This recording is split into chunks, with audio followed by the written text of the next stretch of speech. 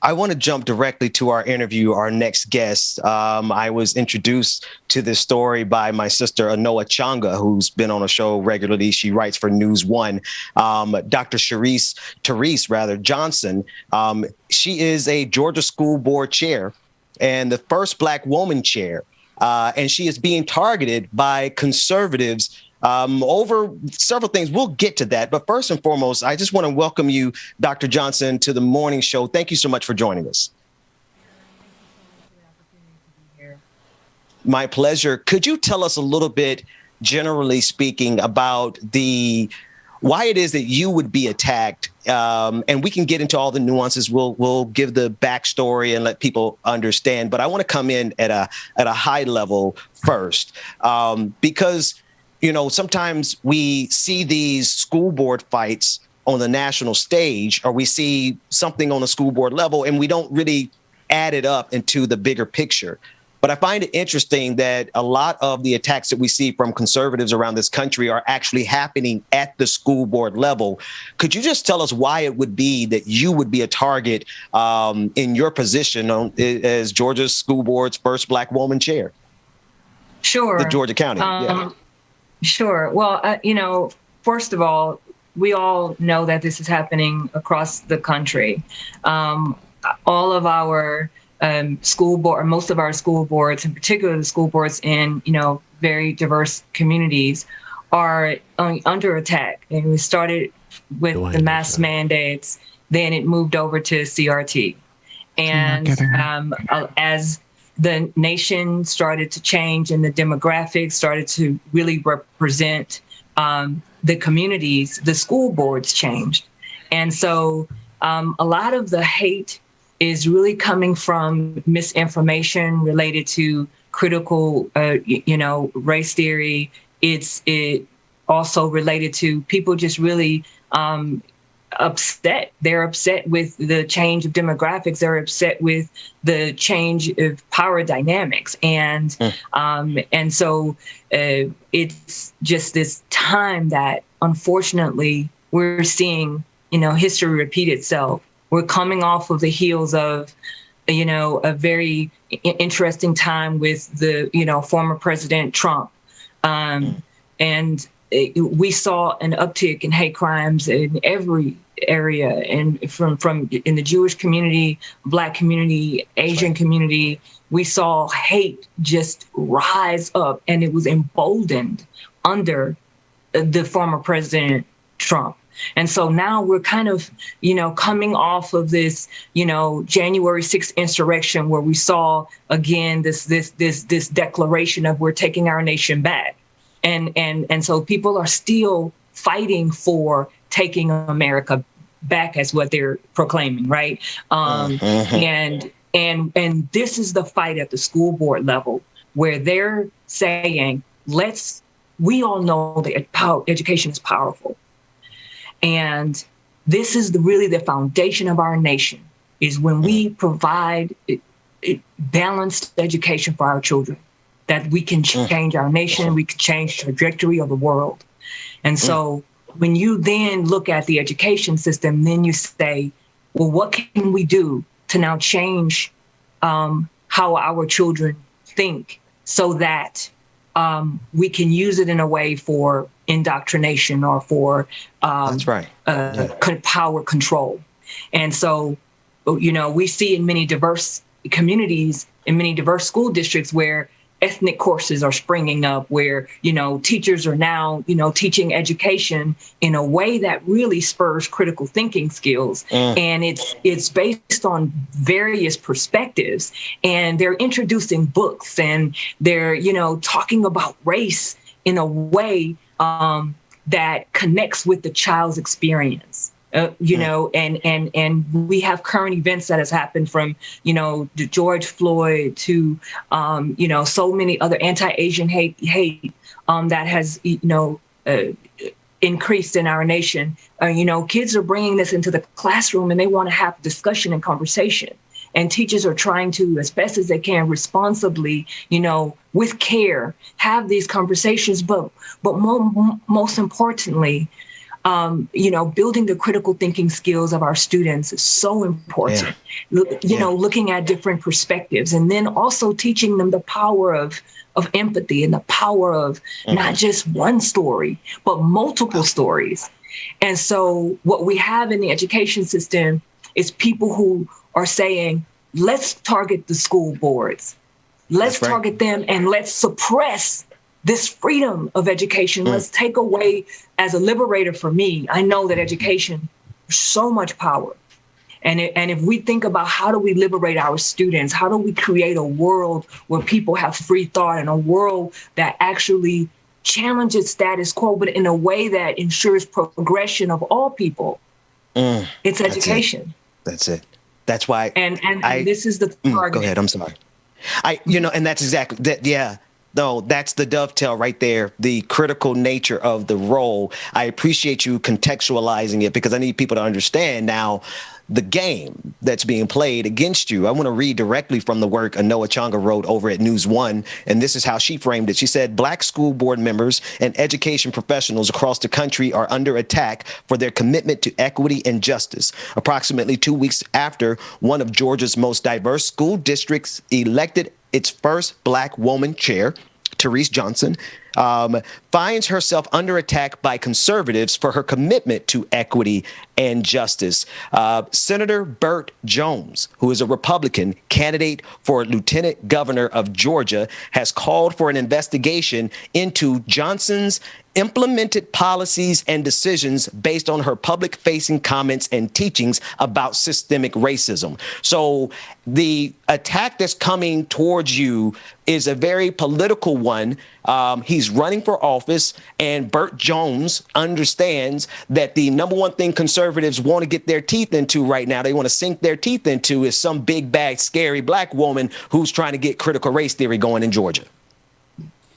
So Dr. Johnson, first of all, let me say thank you so much. And there were some things that you said that I want to address. So first of all, you said history has a way of repeating itself, and it's not lost on me that you got your Billie Holiday look going right now, historically speaking. Okay.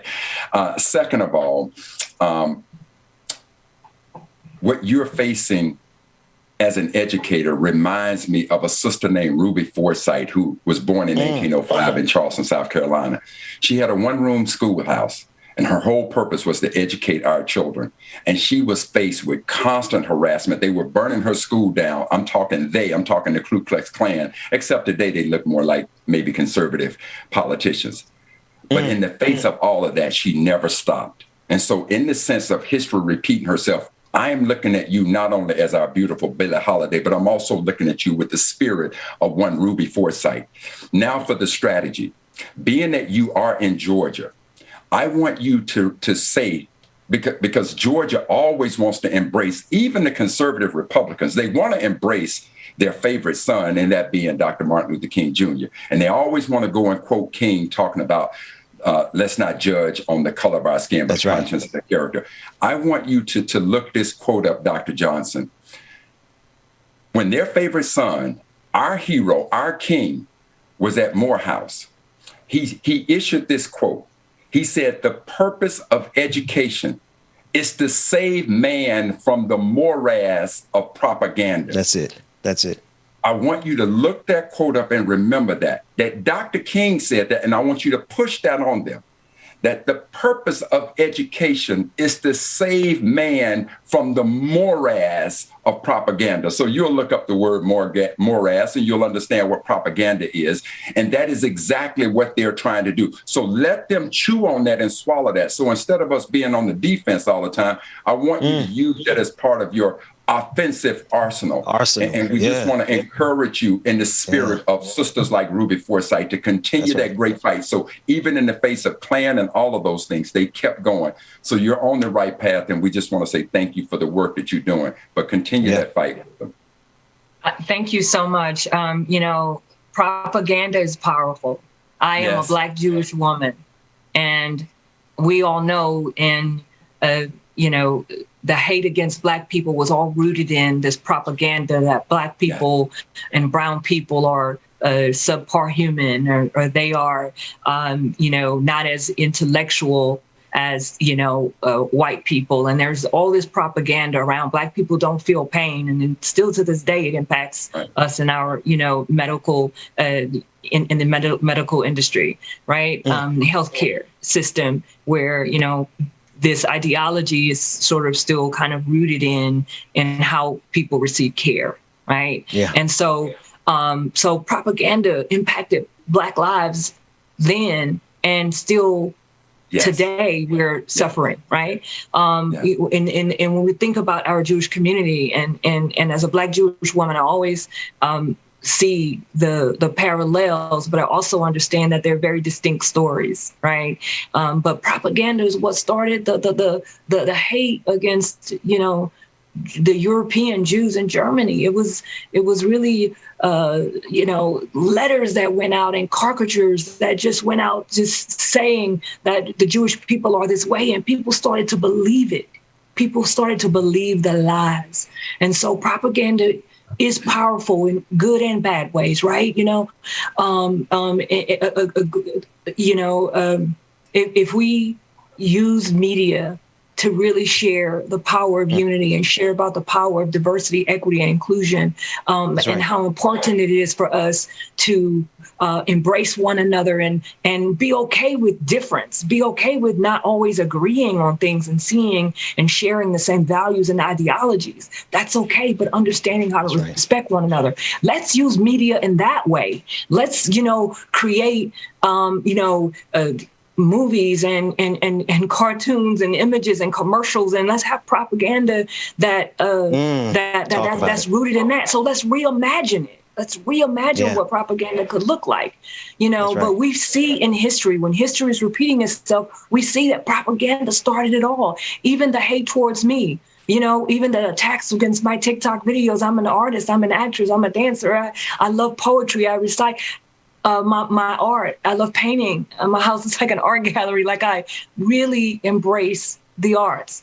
And people now have this propaganda about who I am, and it's demonizing me as if I am not a human being.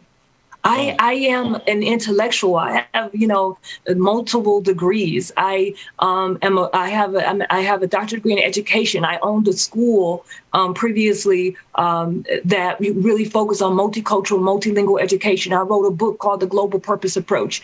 I am an author, artist, activist, advocate.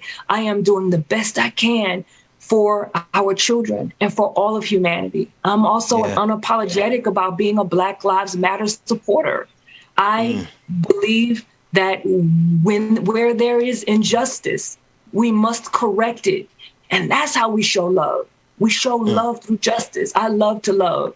And so for me, when I think about who you are trying to make me to be with your hateful propaganda, here's what I can say. What I can say is I am, I carry the spirit of Maya Angelou. I carry the spirit of Harriet Tubman. I carry the spirit of all of these amazing people who fought for justice and who had courageously endured so much hate, but they kept pressing forward. They kept going.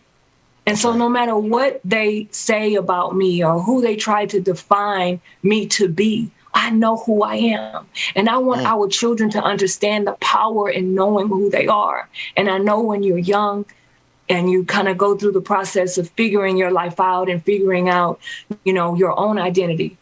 As you explore that, I want our children to know that there are adults out here. There are educators out here. You have people on school boards. You have teachers in the classroom. You have counselors. You have principals. You have people in the school system and in the community who see you. And our children need to know that regardless of whatever laws that are coming out around this censorship and around,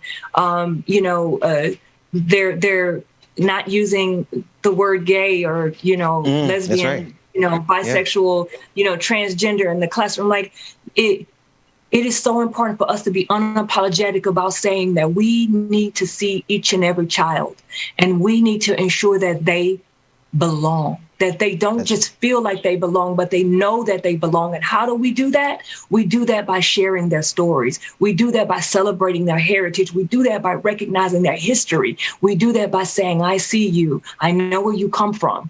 I see you today and who you are. Let me help you. Let me guide you. But let me love you. And then let's build a better future. And the way we build a better future is we have to have those hard conversations. We see in the classrooms all across America hate. We see kids shooting up classrooms. That's value. We need to teach empathy. We need to teach the value of empathy.